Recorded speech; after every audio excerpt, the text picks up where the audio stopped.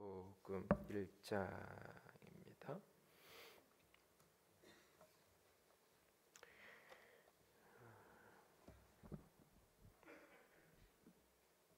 특별 새벽기도 기간인데요. 이번 주간 목금토 계속 이어집니다. 함께 해주시고요. 새벽기도 관계로 금요일 날 이번 주 기도회는 보이지 않습니다. 그리고 수요 예배는 오늘부터 오랜 7시 30분으로 당겨서 모이고요. 지난 주일날 새로 임명해야 될 재직 대상 되시는 분들 중에 참석을 혹시 못하신 분들이 있으면 행정실로 문의해 주시고 임명 동의서를 작성을 좀 해주시면 이후에 조치를 하도록 하겠습니다. 성경 말씀 마태복음 1장 1절에서 17절 말씀까지입니다. 우리 한 절씩 돌아가면서 읽겠습니다. 아브라함과 다윗의 자손 예수 그리스도의 계보라.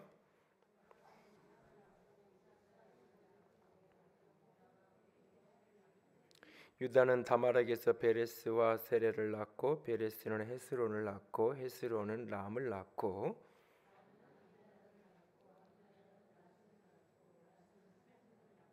살몬은 라합에게서 보아스를 낳고 보아스는 룻에게서 오벳을 낳고 오벳은 이새를 낳고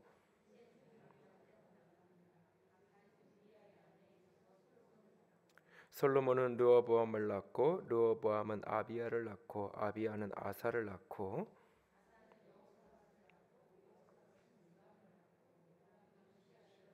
우시야는 요담을 낳고 요담은 아하스를 낳고 아하스는 히스기야를 낳고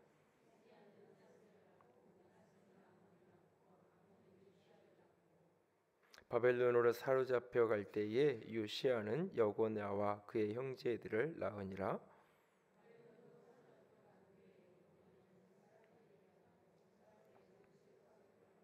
스룹바벨은 아비웃을 낳고 아비웃은 엘리야김을 낳고 엘리야김은 아소리를 낳고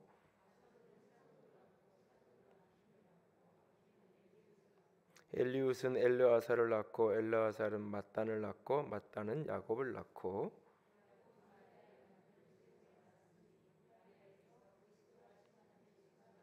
함께 읽습니다. 그런즉 모든 대수가 아브라함부터 다윗까지 연례되어 다윗으로부터 바벨론에 사로잡혀 갈 때까지 연례되어 바벨론에서 사로잡혀 간 후부터 그리스도까지 연례되더라. 아멘. 오늘부터는 수요일날 예배의 시간대 이제 이곳으로 이사를 오고 나서부터 1년 한 4개월 정도 수요일마다 사도행전을 쭉 나누면서 18장 부분까지 갔었는데요. 이제 올해부터는 수요일날 예배 말씀을 큐티인 주간 내용 말씀 가운데 묵상 한 주간 큐티를 묵상하는 말씀 가운데 가장 핵심적인 부분을 뽑아가지고 그 부분을 수요일날 조금 더 나누는 그렇게 수요일 메시지를 주로 나누기로 합니다. 이번 주간 이렇게 교육자들한테 어제 큐티했냐고 물어보니까 특별 새벽기도라 새벽에 말씀 받았으면 된 거지 뭐 또 하냐고. 뭐 교육자들 수준이 그런데 오죽하겠어요. 마태복음이 있는지 모르는데 이번 달 큐티인지도 모르는 분들 혹 계신지 모르겠는데 이제 새벽기도 안 나온 분들은 큐티를 열심히 했겠죠. 새벽기도도 나오고 큐티도 열심히 하고 저한테 조용히 문자 주세요. 제가 책 한 권 선물해 줄 테니까. 교인들이 내가 책을 사주는 걸 선물로 안 여기는데 선물로 여길 분들은 조용히 문자를 하세요. 제가 하나 뽑아서 보내드릴 테니까.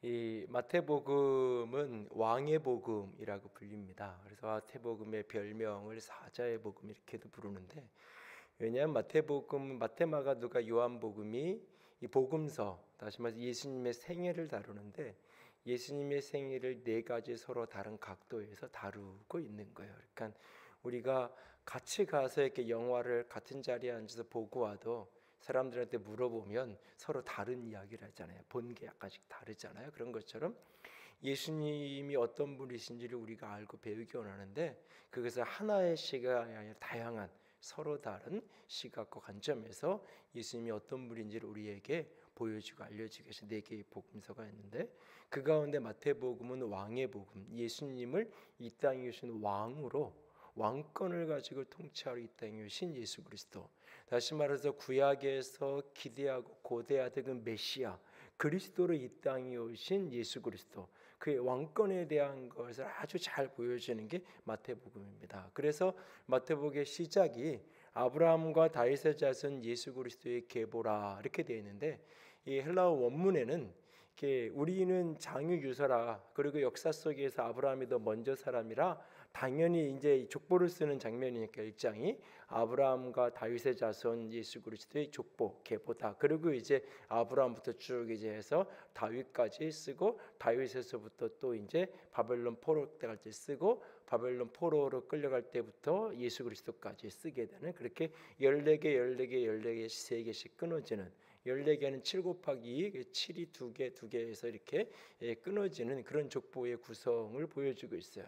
근데 헬라어 원문은 아브라함을 먼저 다루지 않아요.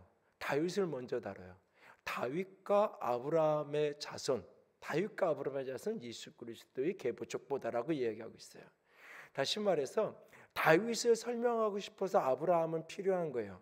그러니까 아브라함이 다윗의 자손으로 온 거예요. 그리고 그 아브라함의 자손, 그 다윗의 자손으로 예수 그리스도가 온 거예요. 그러니까 오늘 이 마태복음의 족보의 핵심 포인트는 예수님이 아브라함의 자손이라는데 우선적인 포인트가 있는 게 아니라, 이 마태복음을 기록한 마태의 핵심 요소는 어디에 있냐면 예수가 다윗의 자손으로 이 땅에 오셨다. 그래서 너희들이 꿈꾸고 기대하던 다윗과 같은 메시아, 다윗과 같은 왕, 그분이 바로 예수님이다.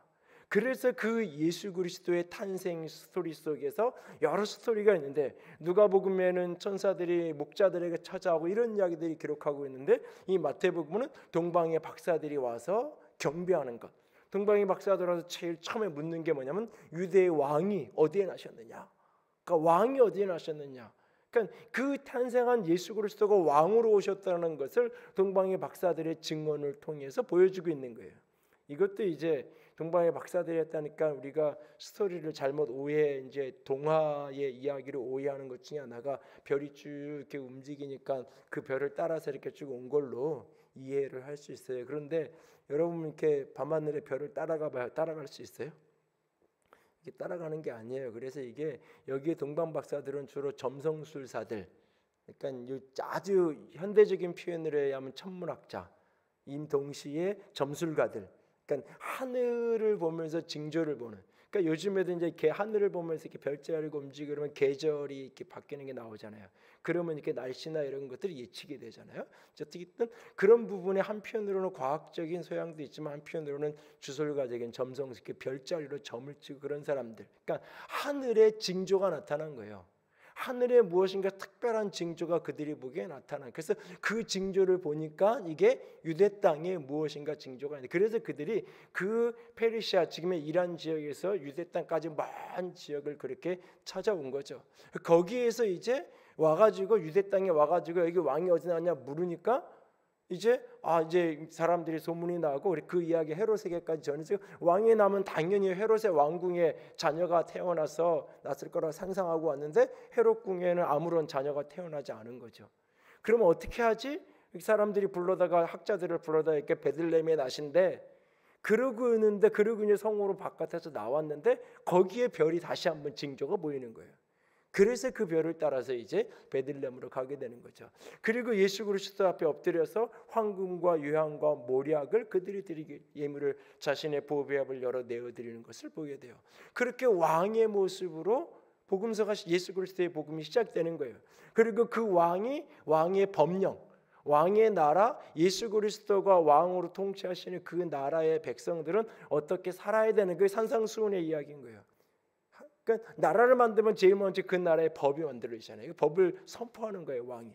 그리고 그 왕이 세상을 통치하면 왕의 나라는 어떤 나라가 되어져, 어떤 경험을 이루는, 저런 사람이 대통령이 되면 우리나라가 어떤 나라가 닿기는 상상을 하는 것처럼 저런 분이 우리의 왕이 되면 어떤 세상이 될까? 라고 하는 것을 실제로 시연하며 보여주는 게 마태복음 8장과 9장으로 넘어가는 거예요. 그러니까 다양한 치유의 사건, 기적의 사건, 귀신이 쫓아나가 쫓겨나가 병자가 일어나고 그런 어떤 다양한 사건들이 벌어지는 거예요.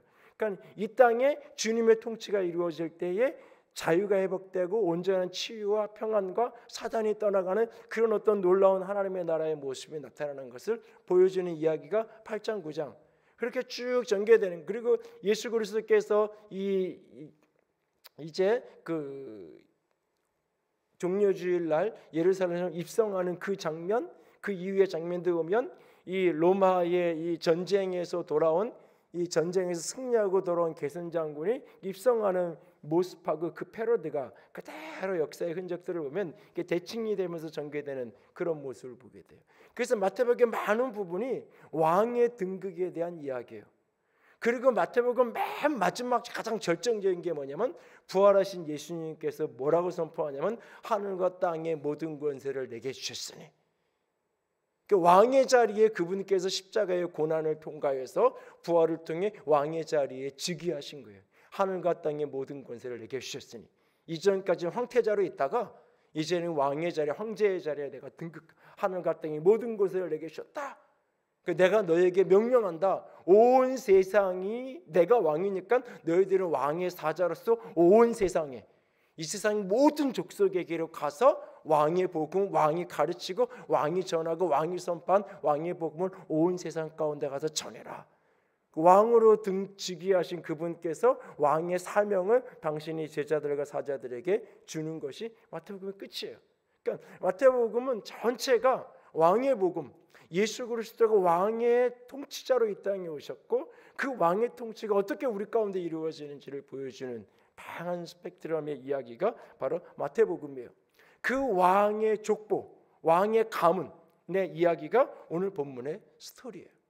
그래서 다윗에서부터 세 대를 14로에게 세 덩어리를 끊어져요. 중간에 사실 엄밀하게 구약의 족보를 보면 중간에 빠진 인물들이 몇 개 있어요. 의도적으로 14개씩 해서 3개의 덩어리로 구분시켜 놓는 거예요. 7이라는 완전수가 2배로 이루어진 것이 3개, 3이라는 숫자는 하나님의 숫자. 그래서 완벽한 하나님의 나라의 통치자로 이 땅에 예수님이 오셨다는 것을 의도적으로 보여주기 위해서 14개로 끊어서 3개의 덩어리로 나눠서 예수님의 족보를 지금 기록하고 있어요. 그런데 이 족보를 가만히 들여다보면 굉장히 낯선 게 있어요. 저와 여러분이 이렇게 이미 교회에 딱 들어오는 순간, 그리고 이렇게 믿지 않는 상태에서도 예수님 그러면 이미 이렇게 무장해제를 해요. 그리고 성경을 이렇게 볼 때 기본적으로 긍정적으로 보려는 전제가 있어요. 그리고 이렇게 보니까 긍정적으로 보이는 거지, 조금만 사실 객관적으로 딱 보면 이 마태복음 1장을 딱 읽으면서 성경을 집어던지니까 어떻게 보면 정상이에요. 왜? 족보를 읽어 내려가다 보면, 그러니까는 구약의 인물들을 전혀 몰라도 이 족보 속에 딱 걸리는 게 뭐냐면 다윗은 우리아의 아내에게서 솔로몬을 낳고, 족보를 기록하는데 밧세바라는 구약에 등장한 그 인물 실명도 생략해 기록하지 않아요. 우리아의 아내에게 솔로몬을 낳고. 여러분, 족보를 누가 이런 족보를 쓰겠어요? 비록 이런 일이 벌어졌다 그런들 누가 이렇게 밧세바라는 게 그냥 다윗이 밧세바에게 솔로몬을 이러면 되잖아요. 그러면 이제 구약의 스토리를 아는 사람은 다윗이 불륜을 저질러서 이렇게 됐지. 스토리를 아는 사람은 이해하지만 스토리를 모르는 사람은 적어도 그냥 밧세바가 부인인가 보다, 그냥 이렇게 이해할 거 아니에요, 적어도. 그런데 조금은 이건 의도적이에요. 우리아의 아내에게서 솔로몬을 낳고. 사실 덜커덕 사실은 이 본문을 읽으면서 걸리는 게 정상이에요. 그리고 조금만 구약을 조금 더 이해하면 더 앞에서 걸리는 이 대표적인 인물이 유다라는 인물이에요. 유다가 다말에게서 아이를 낳았어요.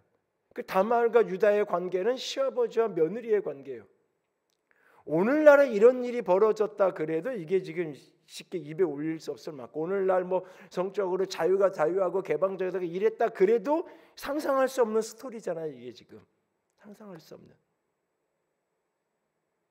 거꾸로 이게 이제 반대편에서 다말의 입장, 바세바의 입장으로 해석을 하면 좀 이따 뒷부분에 말씀드리게 해석을 하면 이게 많은 영적인 긍정적 요소들이 있어요. 그러나 다윗의 입장, 유다의 입장으로 본문을 들여다보면 참 허물 많은 사람이에요. 허물 많은 사람. 그리고 오늘 본문에 굳이 여자 이름을 기록하지 않아도 되잖아요. 아브라함이 이삭을 낳고 이삭이 야곱을 낳고 이렇게 성경이 기록하고 있잖아요. 지금 본문에 낳고 기록하는데 아브라함이 사라에게서 이삭을 낳고 이삭이 리브가에게서 야곱을 낳고 이렇게 기록하지 않잖아요. 그냥 굳이 족보에 부인의 이름이 기록되지 않는다고요.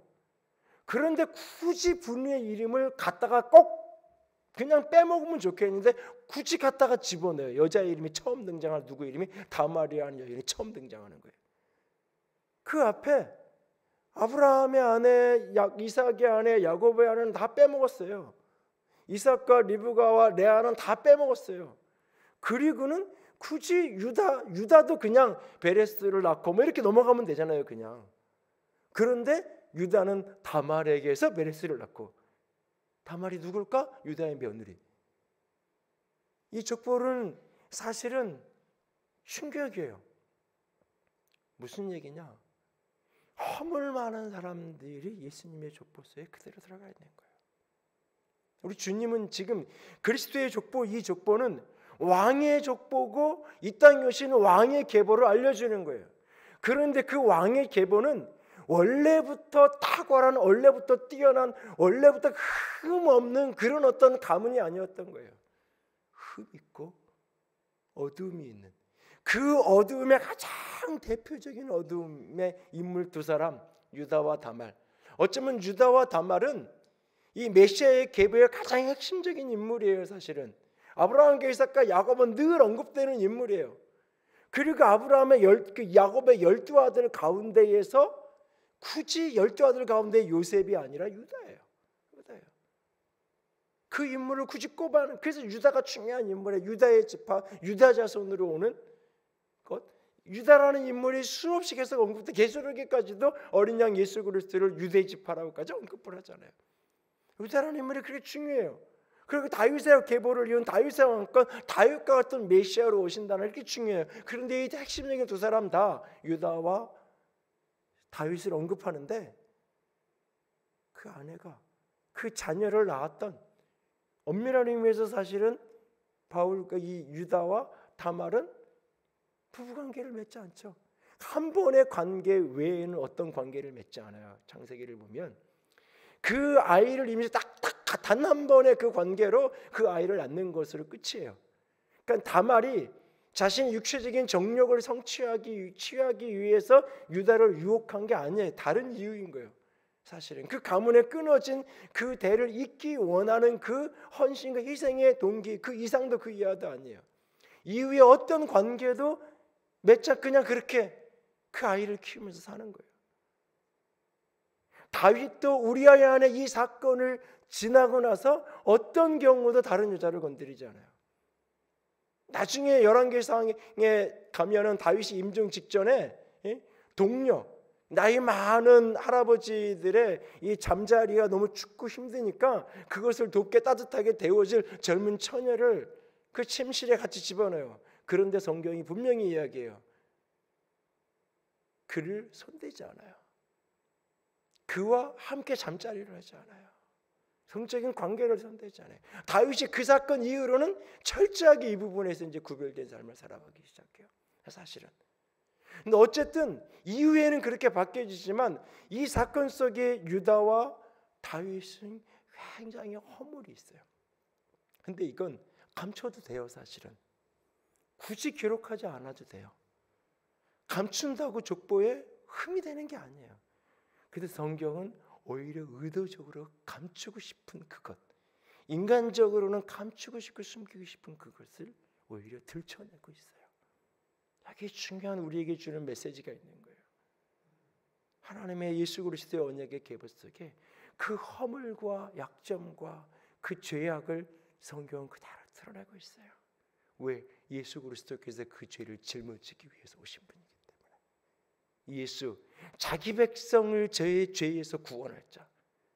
바로 이 족보가 나오고 그 다음에 수태고지가 되면서 거기에서 언급된 예수랑 이름 지으라고 요셉에게 이야기하면서 자기 백성을 저희 죄에서 구원할 자. 메시아는 정치적인 해방자가 아니라 다윗과 같이 정치적인 해방을 가져온 이 세상의 하나님의 나라를 이루는 통치자가 아니라 우리의 근원적 죄로부터 우리를 구원하실 구원자 왕, 그가 바로 예수 그리스도라는 것을 가르쳐주기 위해 족보 속에 허물인 이 모습을 그대로 드러내고 있는 거예요. 오늘 이 모습을 보면서 우리 자신들을 돌아봅니다. 여러분 가운데 혹시 내가 내 가문에 허물과 어두움이 있어서 그것이 늘 수치와 고통으로 남아있는 분이 혹 계신가요? 오늘 이 말씀에서 위로를 얻고 자유할 수 있기 원합니다. 제가 알파 코스를 하면서 그 영적인 전쟁에 대한 이야기를 다루는 그 주제를 다룰 때마다 이 가정 속에 흐르는 영적인 어둠에 대한 이야기를 다룰 때마다 제 아버님 가문에 대한 이야기를 다루잖아요. 그 사촌 형제 아버님의 오형제들 가운데 그 하나같이 우상 숭배하고 하나같이 그 가문마다 첫째 아들들이 하나님같이 일그러져가는, 막내는 넷째 사촌 그 작은 아버지는 괜찮은 줄 알았는데 외적으로는 아무 문제 없는데 결혼을 했다 한다 그래서 가보니까 무당집 딸하고 결혼을 하고 있네. 그 이야기를 제가 알파고서 할 때마다 하잖아요. 제가 그게 자랑이어서 하는 게 아니에요. 남들이 그게 드러내고 싶겠어요? 개인적으로 따지면. 하나님이 우리의 인생에 수많은 허물이 있고 약점이 있는 그것들을 주님께서 그대로 사용하시는 거예요. 그것이 하나님의 손에 기름 부어지면, 주의 성령이 붙들리면 수많은 사람들을 치유하고 수많은 사람을 회복하는 통로가 되어줄 수 있는 거예요. 얼마든지. 근데 우리는 자꾸 나의 어떤 허물들이고 약점들을 감추려 하는데 급급해요.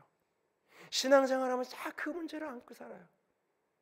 얼마 전에 지난 주간에 한 목사님 사모님을 만났는데 이런저런 이야기를 하다가 그런 이야기를 언뜻 하세요. 교인들 상담 많이 하지 말라고.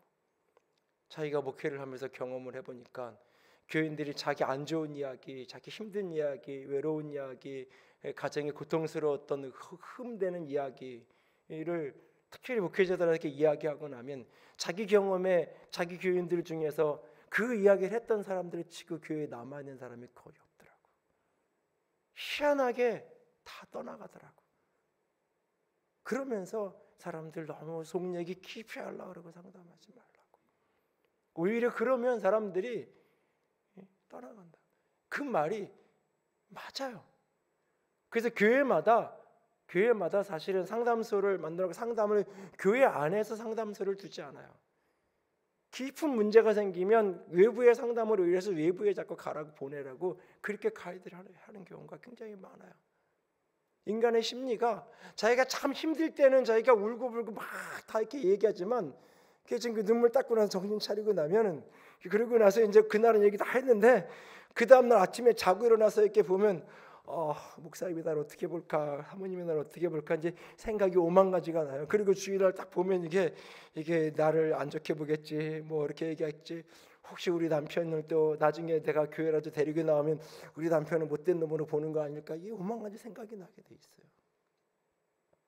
근데 이게 한 사람만 그런 얘기를 하면 그런 얘기를 이제 힘들게 되겠죠.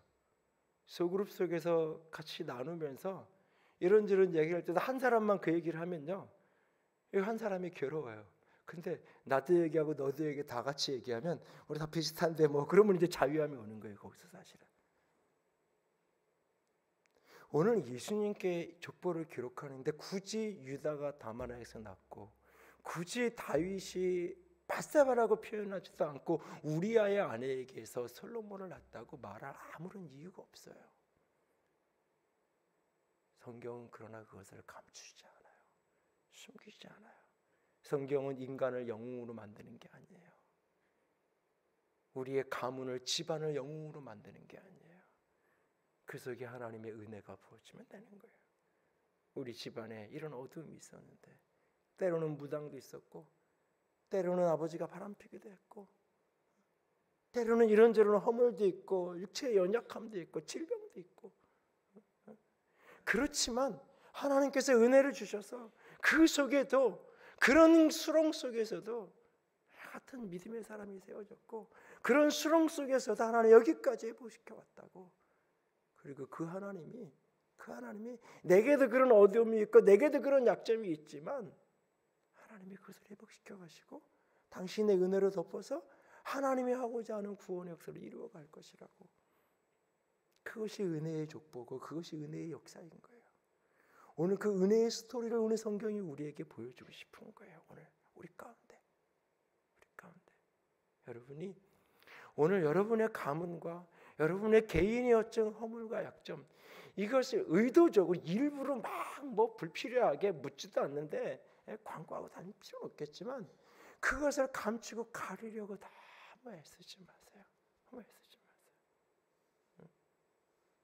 특별히 자신의 그런 연약함이 있는 사람일수록 내 부모나 자녀나 형제가 교회 오게 되거나 이렇게 알려지거나 뭐 이렇게 드러나는 걸 굉장히 두려워하고 힘들어하는 경우가 참 많아요.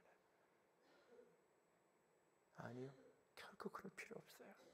그 연약함 속에, 그 허물 속에 십자가의 은혜가 있는 거예요. 십자가의 은혜가. 그래서 내 자신의 연약함을 때로 드러내고, 내 연약함을 주께서 드러내게 하시고, 내가 때로는 믿음 안에 결단하고 드러내고 나서 뒤에 돌아오는 정죄감과 두려움과 부담감과 누군가가 나를 이상하게 볼 것 같고 비난할 것 같다, 어떤 그런 느낌과 그런 마음으로 사단이 나를 자꾸 유혹하고, 그래서 스스로 숨게 만들고 정죄감을 듣게 만들고 자꾸 어디론가 피하고 싶고 떠나고 싶게가 맞는 그런 마음이 들 때마다 예수의 이름으로 대적하고 끊어내고 오히려 더 빛 가운데로 드러나야 돼요. 오히려 더 빛 가운데로, 오히려 더 소망 가운데로 나아가고, 그래서 하나님의 은혜가 우리에게 필요한 거라고 여러분들이 고백할 수 있기를 원합니다. 여러분 자녀들에게도 여러분 가문의 빛, 좋은 것만 이야기하지 마세요. 일부러 어두운 것까지 다 가서 하나하나 가르쳐줄 이유는 없겠지만 그냥 그것을 감출 필요가 없어요. 있는 그대로 때 돼서 알게 되면 자연스럽게 그냥 다 드러내는 거. 그것을 가리고 가릴수록 내가 더 힘들어지고 어두워지는 거예요, 사실은. 오늘 예수님의 족보가 그대로 그것을 드러내고 있잖아요. 허물 많은 사람들을 축복의 통로로, 은혜의 통로로 사용하셨던 주님, 그들을 구원하기 위해서, 살리기 위해서 이 땅에 오신 주님, 그 은혜가 저와 여러분에도 가득할 수 있기를 원합니다. 그리고 또 하나 본문을 보면 본문에 5명의 여자 이름이 등장을 해요. 다말이 등장하고 라합이 등장하고 여기 그리고 또 룻이 등장하고 우리의 아내가 등장하고 마리아가 등장해요. 이 5사람 한 사람의 스토리에 대한 것들을 참 많은 생각을 하면서 들여다봐야 돼요. 구약 성경과 마리아까지 그 역사를 가만히 들여다보면 표면적으로는 다 욕먹어야 될 사람들이에요. 겉으로 멀찍이서 피상적으로 보면 다 손가락질 받아야 될 사람이에요. 16, 17살 된 소녀애가, 어린애가 임신해서 배가 불러와요. 그 뭘로 설명을 할 거예요? 어떻게 변명을 할 거예요? 어떻게 이야기 안 될 그게 받아들여질 수 있겠어요?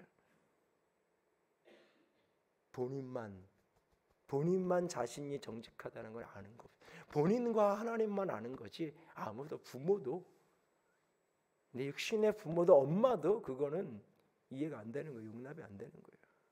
사실은 하나님과 나밖에 모르는 거예요. 다말이 어떤 동기로, 어떤 희생과 헌신으로 그 길을 걸어갔는지, 왜 하나님께서 세상에 그렇게 어쩌면 처절하게 손가락질하고 더러운 여인이라고 그렇게 비난받아야 될 그 여인을 왜 하나님은 그렇게 귀하게 그 여인을 기억하고 계시는지, 유다가 결국은 깨닫고 하는 말, 네가 나보다 옳다. 네가 나보다 의롭다. 넌 의롭고 나는 불의했다라고 유다가 인정해요. 그리고 그날 이후 유다가 달라져요. 그래서 요셉의 스토리 속에서 희생적 대속적인 죽음의 모습으로 그 베냐민을 위해서, 그 형제들을 위해서, 아버지를 위해서 자신의 모든 것을 내어드리는 유다의 희생적인 모습의 변화가 거기서 나오는 거예요. 그가 누구에게서? 다말에게서 배운 거예요. 다말에게서. 죽은 남편에 대한 신실함 때문에 그 가문에 끊어진 대를 잇는 걸 내 사명으로 알고 온갖 비난과 저주에도 불구하고 그것을 감당하는 거예요. 젊은 나이에 돈 때문에, 젊은 나이에 명예 때문에 아무런 이유가 없어요. 오직 하나, 그 가문을 향한 신실함과 충성스러움, 그거 하나밖에 없어요. 그냥 친정에 가서 혼자 그냥 살면 돼요. 그렇게 하지 않아요. 라합이라는 여인도 마찬가지예요. 창녀라고 불려지잖아요. 어쩌면 그 여인은 그냥 일반적인 창녀가 아닌 신전 창녀였을 가능성이 높아요. 여리고성의 분위기나 당시의 문화적 여러 가지 상황을 들여다보면 그에게 언급된 창녀라는 이 표현, 기생이라고 우리말로 번역되어진 기생이라고 해놓으니까는 황진이처럼 아주 고상하고 시드을풀 줄 알고 풍류를 아는 그런 어떤 창녀도 굉장히 높은 수준의 그런 어떤 수준이 있는, 몸을 팔아도 그냥 적당히 막 하는 돈 몇 푼이 그러는 게 아니라 굉장히 고급 룸사롱에, 아니에요. 신전에서, 이방 신전에서 신전 창기로 살아가던 한 여인. 그 여인이 누군가로부터 들려진 그 소문에, 그 소문으로 들려진 하나님의 백성들에 대한 그 소문에 자신의 인생을 걸고 자신의 가족을 걸고 자신의 모든 것을 걸고 믿음의 모험을 하죠. 피상적으로 보면 이 여인은 거짓말쟁이에요. 사실은 숨겨놓고 없다고 거짓말하잖아요. 자기 집 다락방에 3대에 숨겨놓고 다 저쪽으로 갔다고 거짓말치잖아요. 어찌 보면. 근데 하나님은 그 여인을, 여리고성이 무너지는 그날 그 여인을 살리잖아요. 이방인은 사람으로도 취급되지 않아요. 그것도 이방인 여자. 유대인들은 매일마다 기도했어요. 하나님, 나를 이방인이 아닌 유대인으로 태어나게 해준 게 감사합니다. 하나님, 여자가 아닌 남자로 태어난 게 감사합니다. 이게 아침 기도문 중에 하나예요. 이방인은 개고 거기에서 이방인 중에 여자는 아무 가치 없는 존재로 여기던 그들이에요. 그런데 그 이방이었던 이녀들 룻이 나오미에 대한 헌신, 시어머니에 대한 헌신과 희생 속에 모든 것을 짊어지잖아요. 모든 것을 짊어지잖아요. 그 시어머니를 봉양하기 위해 자신의 모든 것을 내어놓잖아요. 젊음도 위험도 다 마다하지 않고. 바세바도 마찬가지예요. 우리는 바세바의 스토리를 다윗이 나쁜 놈이라는, 목사가 놈자 떴다 뭐라 하지 말고 이럴 때는 써도 괜찮아요. 다윗이 그런 짓 했다고 다윗에 대해서 분노하는 게 아니라 사무엘을 읽으면서 왜 문은 열어놓고 목욕을 했냐고, 이거는 뭔가 문제가 있는 거라고. 바세바가 의도적으로 유혹한 스토리로 각색을 해서 영화나 이야기들, 남성적인 시각으로 그 스토리들을 해석하면서 그렇게 이해하잖아요. 그래서 다윗보다 바세바를 더 나쁜 여인으로 사람들은 때로도 오해하잖아요. 전제군주 사회에서 왕이 부르는데 사랑하지 않는 사람에게 사랑하는 남편이 전쟁터에 나가 있는데 오직 권력 앞에 짓밟혀서 그 침대에서 몸을 내주어야 되는 그 여인의 그 고통이 어떤 거겠냐고요. 그게 기쁘고 쾌락이었을까요? 그리고 생겨난 그 아이, 그 임신이 어떤 느낌이었겠어요? 그리고 그것을 감추려는 왕의 몸부림 속에서 너무나 착하고 너무나 신실하고 장군 중에 장군이었던 남편이 전장터에서 그렇게 싸늘한 시신이 돼서 돌아온 걸 보았을 때 그 여인의 느낌이 어떻겠냐고요. 그리고 그 고통 속에 그래도 나았어요. 내 배로 10개월을 품고. 근데 그 아이가 내 죄 때문에 품이하는 지 며칠이 되지 못해서 싸늘한 시신이 돼서 그 아이의 장례를 치러야 돼요. 그 여인의 고통과 그 아픔이 얼마큼 깊은 거겠냐고요. 여자로서 인생을 살면서 겪을 수 있는 최고의 고통을 그 여인은 다 겪은 거예요. 사실 원치 않는 남자에게 짓밟혀야 되고, 남편을 자기 때문에 잃어야 되고, 자식을 나 때문에 잃어야 되는, 그것보다 여자가 당할 수 있는 고통이 더 어디 있어요. 그런데 이걸 좋아서 쾌락으로 자기 성취를 위해서 그렇게 한 거라고요? 아니에요. 그 처절한 고통스러운 그 여인을 다윗이 회개하고 돌이킨 후에 그 여인을 품어요. 어쩌면 다윗은 그 여인을 보고 싶지 않을 거예요. 자신의 죄가 생각나기 때문에. 근데 그가 철저하게 회개하고 철저하게 돌이켰다는 증거가 나 때문에 저 여자가 얼마나 힘들지가 보인 거예요. 그때예요. 이전까지는 내 놀이개였다면, 내 쾌락의 도구였다면, 이제는 저 여자가 나 때문에 얼마나 고통스러운지 깨달아지는 거예요. 그래서 그 여인을 사랑으로 품는 거예요. 그래서 하나님이 여디디야, 여전히 사랑하신다, 솔로몬이라는 아들을 주시는 거예요. 그리고 그 솔로몬을 통해서 다윗의 왕권의 대를 잇겠다고 약속하는 거예요. 나이 든 어느 날 다윗이 임종을 가까웠던 어느 날 다윗이 영적으로 혼미해져서 솔로몬을 왕위로 계승해야 되느라 하나님의 언약을 잃어버리고 있는 그날, 밧세바는 리브가처럼 남편을 속이지 않아요. 리브가처럼 힘 있는 사람들을 모아가지고 뒤통수 치지 않아요. 하나님의 사람과 기도하는 선지자 나단과 더불어서 다윗을 찾아가요. 그리고 당돌하고 직설적으로 이야기해요. 하나님이 어떻게 언약하셨는지. 잃어버린 남편의 믿음을 다시 회복시키는 거예요. 하나님을 향한 하나님의 뜻에 흐려져 있는 그 남편을 다시 세우는 거예요. 그리고 그 이야기를 듣고 다윗은 돌이켜요. 그리고 솔로몬을 왕으로 기름 부어요. 그리고 하나님이 그 역사를 움직여가는 거예요. 그런 인물이 밧세바예요. 우리아의 아내예요. 그리고 마리아. 표면적으로 보면 하나같이 욕먹어야 되는 사람이고, 하나같이 비난받아야 되는 사람이, 하나같이 손가락질 받는 사람이에요. 그러나 한꺼풀 벗겨보면 하나님의 가장 소중하게 여기는 믿음의 아름다운 여인들이 이 인물들이에요. 여러분, 사람을 보이는 걸로, 사람을 그 사람의 과거로 판단하지 않기를 부탁을 드립니다.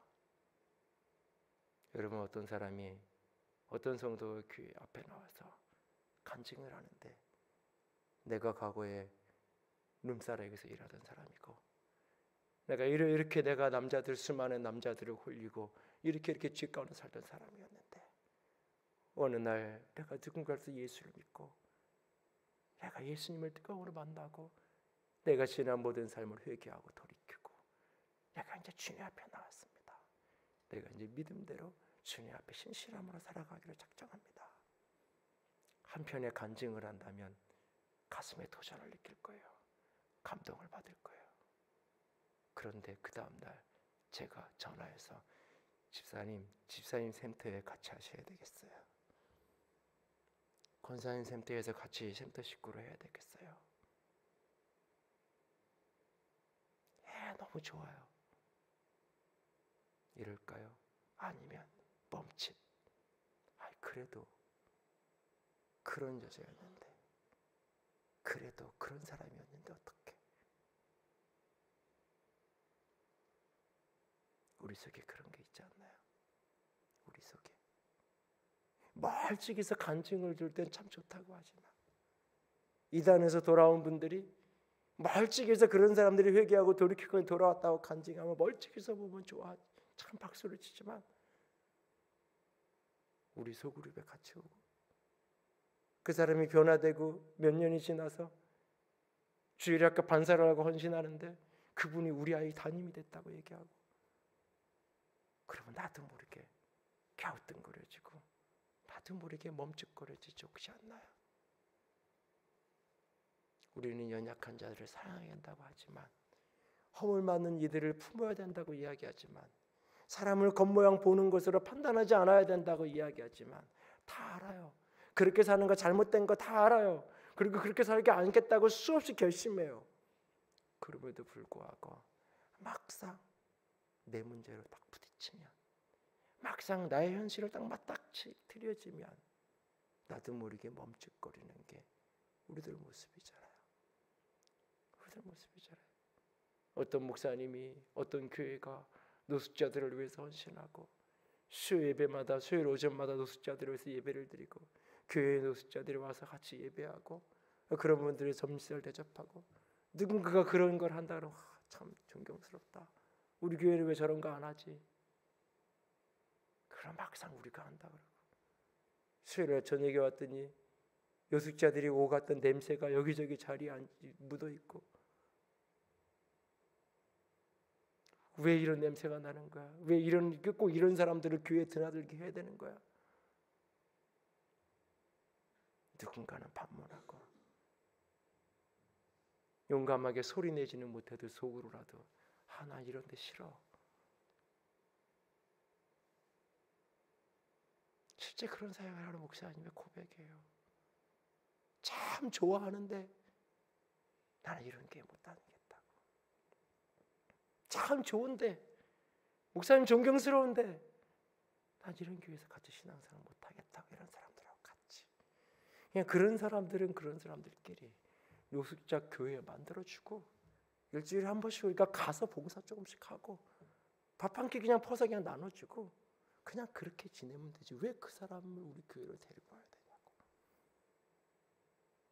우리 속에, 내게도 혹시 그런 게 우리 속에 있지 않나요?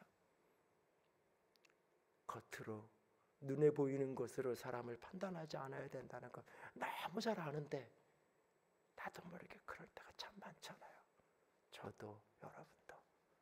오늘 이 말씀을 보면서 이 5명의 여인들의 스토리들을 가만히 들여다보면서 우리 자신을 다시 한번 돌아볼 수 있기를 원합니다. 2018년 새로운 해를 시작하면서 예수님을 진정 왕으로 인정하고, 내가 왕의 백성으로 살아가고, 왕의 부름받고 보내받은 사명자로 인생을 살아가고, 하나님의 나라의 주인공으로, 하나님의 나라의 황태자로, 왕자로 내가 인생을 살아간다고 할 때, 그 왕을 따르고 왕을 존중하는 그 삶의 모습의 가장 대표적인 것 2가지를 본문이 보여주는 거예요.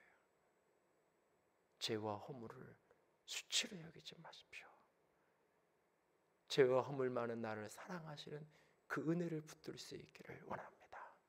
내 안에 있는 허물과 연약함 때문에 숨고 어디론가 뒤로 자꾸 물러서지 않게 원합니다. 내 안에 허물 있고 부족한 연약한 가문의 역사를 가지고 부족하고 때로는 부정한 과거가 있을수록 오히려 더 빛 가운데 서고 은혜 가운데 붙들리고 주님 손 꼭 붙들 수 있게 원합니다. 그리고 우리 곁에 있는 영혼들, 우리 교회에 있는 사람들, 눈에 보이는 겉모양으로 자꾸 판단되고, 그래서 고개 돌리게 되고 피하고 싶을 때마다 하나님 앞에 엎드려져서 오늘 이 5명의 여인들을 다시 한번 기억하면서 하나님이 그들의 편이 되어주셨고, 하나님이 그들의 주를 향한 헌신과 희생과 믿음을 받으셨던 모습을 기억하면서, 하나님이 그런 여인들이 하나님이셨다는 것을 기억하면서, 그 여인들의 족보의 흐름을 타고 예수 그리스도가 오셨다는 것을 기억하면서, 오늘 그런 연약한 영혼들을, 피하고 싶은 사람들을 품어안고 가까이 할 수 있는, 그렇게 함께 걸어가고 함께 살아갈 수 있는 저와 여러분이, 우리 모두가, 우리 교회가 될 수 있기를 주님의 이름으로 부탁을 드립니다. 기도합시다. 하나님,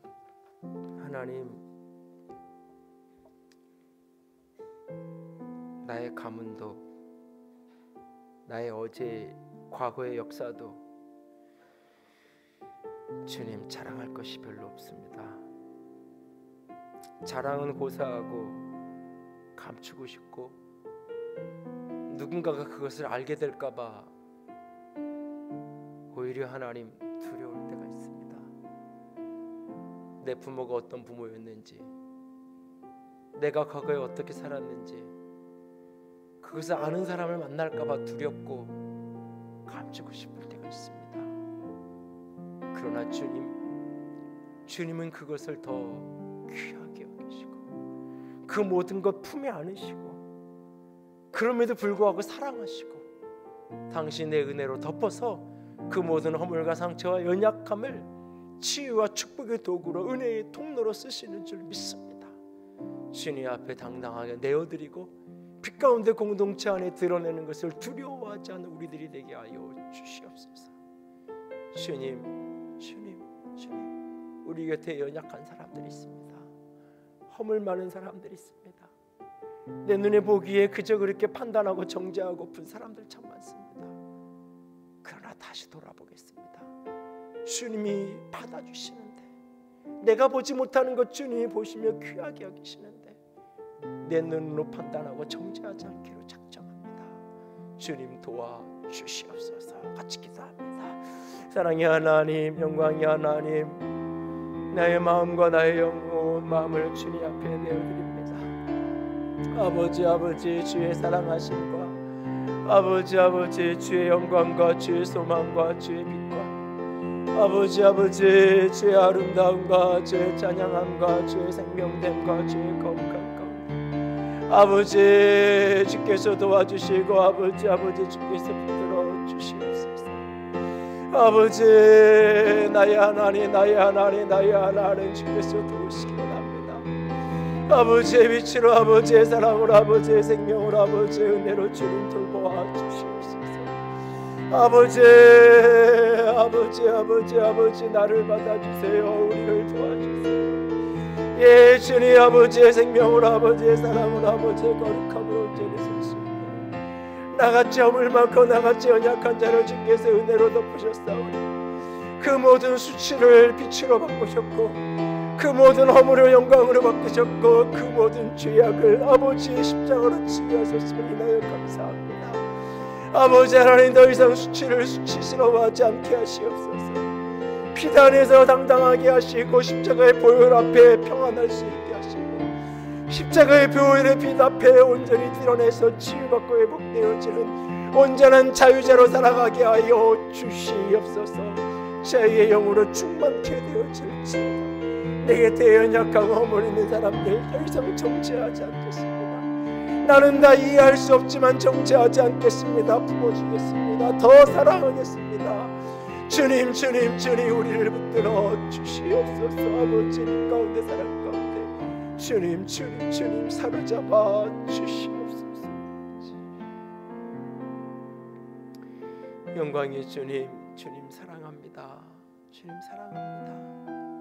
나같이 허물 많은 사람 아버지 초라한 가문의 사람 여기까지 이끄셨사오니 그 주님 앞에 부끄러워하지 않고 십자가 때문에 당당하고 십자가 때문에 담대하고 그 은혜 때문에 빛 가운데 아름답게 서는 사람 되게 하여 주시옵소서. 연약한 자 허물 있는 사람 품게 하시고 내가 다 이해할 수 없어도 주님 보시는 것이 있는 줄 아오니 주의 눈으로 볼 수 있는 은혜를 허락하여 주시옵소서. 주의 이름으로 축복합니다. 올 한 해 동안도 승리하게 하시고 날마다 때마다 예배할 때마다 주님이 하늘의 영으로 늘 충만케 하여 주시옵소서. 주님 사랑합니다. 주의 이름으로 축복합니다. 우리 주님 예수님 이름으로 기도드렸습니다. 아멘. 이제는 우리 주 예수 그리스도의 은혜와 하나님 아버지의 놀라우신 사랑하심과 성령 하나님의 교통하시며 기름 부으시는 그 은혜가 오늘도 허물 많은 족보를 따라서 그 계보를 따라 이 땅에 오신 예수님, 그러나 왕이 되신 예수님, 그 주님만을 사랑하고 따르고 닮아가기로 작정하는 모든 이들 위해 이제로부터 영원토록 함께 있을지어다.